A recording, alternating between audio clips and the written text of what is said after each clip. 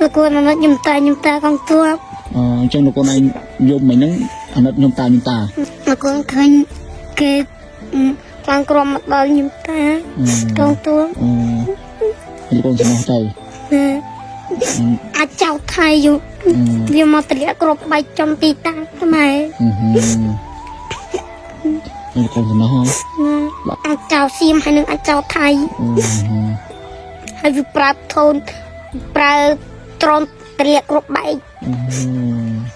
ហើយកូនរត់មកហើយនឹងកូនរត់ដល់អាចចៅសៀមវាឲ្យថៃបាញ់មកខ្មែរមុនហើយខ្មែរយើងត្រង់នេះបានហើយទៅពេលចឹងកូនក៏រត់ដែរទៅកូនរត់ភ័យជាមួយញាតិញោមដែរមែនហើយឥឡូវលោកកូនមកដល់វត្តសុបាយចិត្តវិញដែរហើយកំរៀនធម៌មែនកំរៀនខ្ញុំពើញាតិញោមលោកកូនកំរៀនធម៌បន្តទៀត